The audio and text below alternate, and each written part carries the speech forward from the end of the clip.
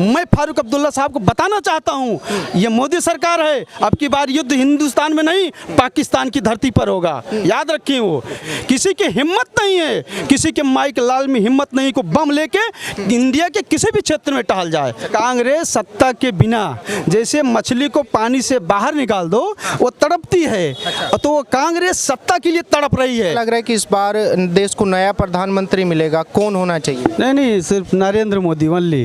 जी जी, मोदी जैसा प्रधानमंत्री आज तक भारत में नहीं हुआ है। ये भारत के रत्न हैं और हमको पूरे 100 करोड़ हिंदुओं से निवेदन है कि ऐसे रत्न को हमको खोना नहीं है। और आदरणीय प्रधानमंत्री जी भी ये जो मुंगेरी लाल के सपने कांग्रेस देख रही है ना, ये नहीं पूरा होने वाला है। आदरणीय प्रधानमंत्री जी फिर से तीसरी टर्म में प्रधानमंत्री होने जा रहे हैं। क्यों लगता है कि मोदी जी ही तीसरी बार में आने चाहिए?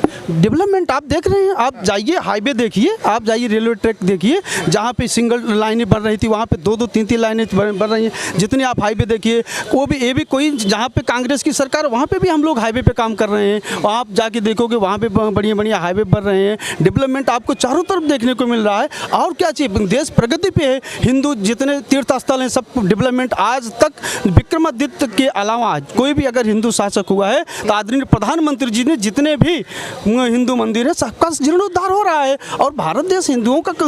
उसी को लेके कांग्रेस लगातार बोली है कि भाई मोदी जी नफरत की राजनीति कर रहे हैं, देश में जातिवाद की राजनीति। जी, आपने देखा होगा कांग्रेस के पूर्व राज्यपाल जो है अजीज जो है, उन्होंने एक बयान दिया था कि अगर 2 करोड़ मुस्लिम मर भी जाए गंगा मैया और हम लोग हिंदुस्तान में रह के गंगा माँ की आरती नहीं कर सकते हैं। हाँ?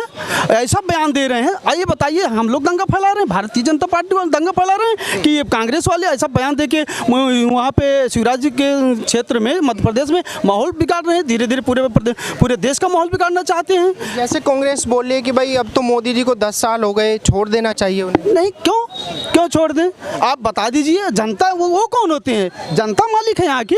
जनता बोलेगी मोदी जी को हटाना है तो जनता, आज भी जनता जो है मोदी जी को चाह रही है। अब मोदी भाई जब से कांग्रेस का बाकी पार्टियों से गठबंधन हुआ है, सब मोदी जी बौखला गए हैं, डरे हुए हैं मोदी जी। अब मैं यही कहूँगा कि शेर अकेला है, बाकी सब झुंडों में आते हैं, बस इतना समझ जाइए। और वो शेर है मोदी जी और वही आने वाला है।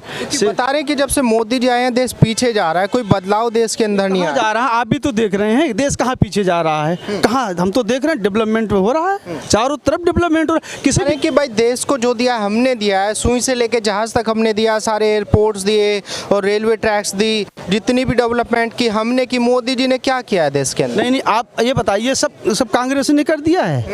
मोदी जी ने भी किया है, कांग्रेस ने भी किया है, लेकिन जब जो वो 60 साल शासन किया तो कुछ न कुछ तो किया ही होगा। लेकिन 60 साल कुछ होता है, चाहते तो देश बदल जाता, विकासशील से विकसित देश हो जाता। आज क्या आप भारत विकसित देश में गिना जाता है? नहीं गिना जाता। फिर तो विकासशील देश है। 60 साल अगर कांग्रेस शासन, कांग्रेस की एक नीति थी, वोट डालो राज करो, और इन्होंने दलितों सब जितने भी वर्ग हैं सबको तोड़ के रखा था। जैसे कांग्रेस के नेता लगातार बोल रहे हैं कि भाई मोदी जी तो जो है बूढ़े हो गए, अब उनको याद भी नहीं रहता कुछ और वो देश चला भी नहीं पा रहे लगातार। आपको देख रहे हो, अगर प्रधानमंत्री मोदी जी बूढ़े हो गए, ये कौन सी बात, बूढ़े हो गए? आज भी आप देखते होंगे एक नवयुवक की तरह उनकी जो फिटनेस है, आप देखिए एक शेर जैसे जो है कि देश नहीं चला पा रहे। देश चलाने का अनुभव केवल हमें है, हमारे सिवाय को देश नहीं चला सकता। कांग्रेस सत्ता के बिना जैसे मछली को पानी से बाहर निकाल दो वो तड़पती है, तो वो कांग्रेस सत्ता के लिए तड़प रही है। मुंबई में लोकल ट्रेन चलती थी, लोगों को डर लगा रहता था, एक बैग छूट जाती थी तो लोगों को रहता था अरे भैया इसमें बम ना हो। आप कहीं पे देख रहे हैं बमबाजी हो रही, कहीं पे किसी की हिम्मत नहीं है, किसी के माइक लाल में हिम्मत नहीं को बम लेके इंडिया के किसी भी क्षेत्र में टहल जाए। हाँ, ये समझ लीजिए। लेकिन जैसे केजरीवाल जी बोल रहे हैं, कांग्रेस पार्टी बोल रही है कि भाई मोदी जी तो एक अनपढ़ आदमी है, वो देश कहाँ चला सकता है? बताइए, एक चलाने के लिए एक पढ़ा लिखा आदमी चाहिए। कहाँ, ये बताइए, देश कहाँ अनपढ़? आपको कहाँ लग रहा है कि पूरी जनता है उनको कहाँ लग रहा है मोदी जी अनपढ़ हैं? कहाँ लग रहा है? बताइए क्या नहीं आता मोदी जी को? आप बता रहे हैं कि अच्छे से इंग्लिश भी नहीं बोल पाते। अरे क्या भाई साहब, आप लोग तो सब देख ही रहे हैं कितनी बढ़िया इंग्लिश मोदी जी की है। आप नहीं देख रहे हैं? आपको कहाँ लग रहा है? जनता को नहीं लग रहा है। ये सिर्फ सत्ता में बैठे लोग जो हैं, जो सत्ता चाहते हैं, मोदी जी को हटाना चाहते हैं। क्यों?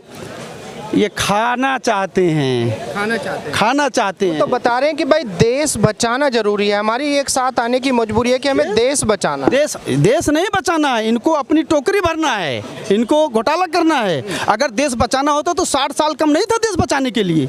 ये दशा थी देश की। आप देख लीजिए, कहीं सैनिकों के सिर काट के फुटबॉल खेले जाते थे, कहीं फुटबॉल जैसे सिर काट लिए जाते थे।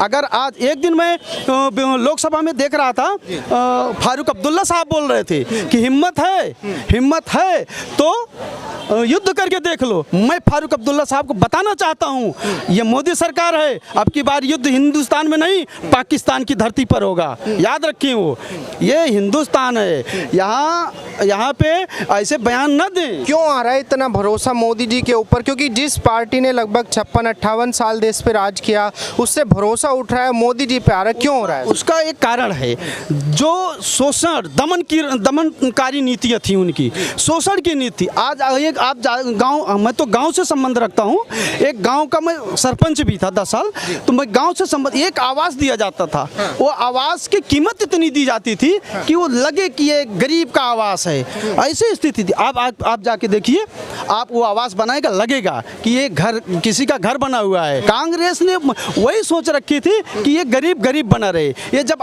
थोड़ा बड़ा बन जाएगा, अमीर बन जाएगा, तो ये हमको नहीं पूछेगा। आपने आज भारत के सम्मान की बात की, भाई मोदी जी बाहर जा रहे हैं, भारतीयों का सम्मान बढ़ रहा है, लेकिन कांग्रेस बता रही है कि मोदी जी कैमरा पर्सन है, मतलब कैमरे के आगे फोटो खिंचाना और उसको वायरल करना, ये सब उनको अच्छा लगता नहीं। ये तो अब उनकी सोच है भाई। अगर हमको फोटो खिंचाना है, कांग्रेस नहीं खिंचाती है। अभी राहुल गांधी ने भारत जोड़ो यात्रा निकाली, भारत टूटा कहाँ था?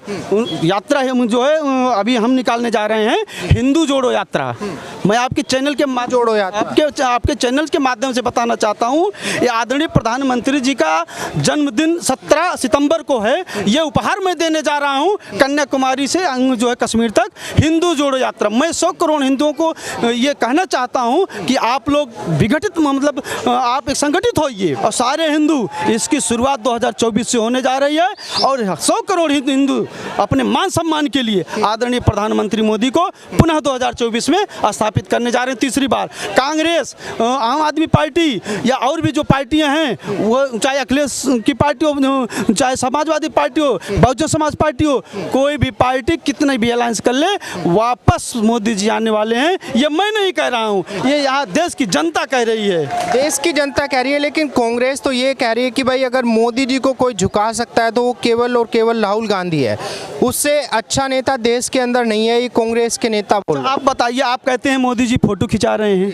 आप जाके गैरेज खुला के फोटो खिंचा रहे हैं, आप ट्रकों पे बैठ के फोटो खिंचा रहे हैं, आप धान लगा रहे हैं, खेत में फोटो खिंचा रहे हैं, आप तरह तरह से फोटो खिंचा रहे हैं। अगर यही आप 60 साल में आपके नेता किए होते तो आज देश की दशा होती, आज देश की दशा होती। आप फोटो खिंचा रहे हैं, कांग्रेस फोटो खिंचा रही है। राहुल गांधी जी अब जनता से जुड़ गए, जमीन से जुड़ गए हैं, क्योंकि गरीबों से बात कर रहे हैं, गरीबों से जाके मिल रहे हैं। नहीं जी, नहीं जी, नहीं, यही तो जनता को गुमराह किया जा रहा है। वो अपनी फोटो खिंचा रहे हैं। अरे 60 साल आपने शासन किया है, 60 साल शासन करने के बाद तब आपको आज मालूम पड़ रहा है कि जनता की तकलीफ क्या है। आदरणीय प्रधानमंत्री मोदी जी ने उनको ये विवश कर दिया कि जाइए, आज आप देश की क्या दशा की है उसको देखिए।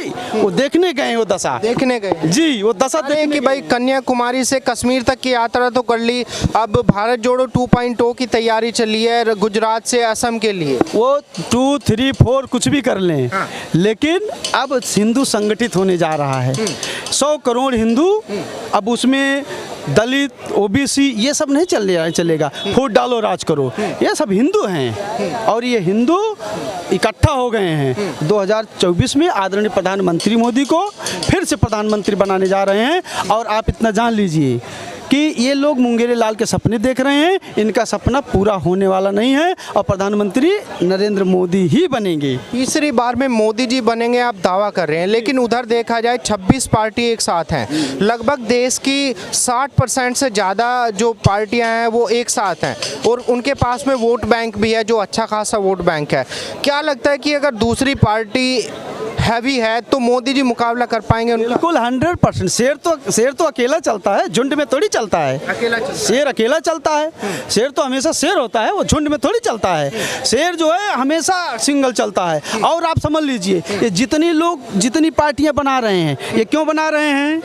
क्यों बना रहे हैं? ये इसलिए बना रहे हैं कि हम लोग भ्रष्टाचार, मोदी को हराने के लिए सारे भ्रष्टाचारी एक हो रहे हैं। भ्रष्टाचार नहीं कर पा रहे हैं, इसलिए सब इकट्ठा हो रहे हैं।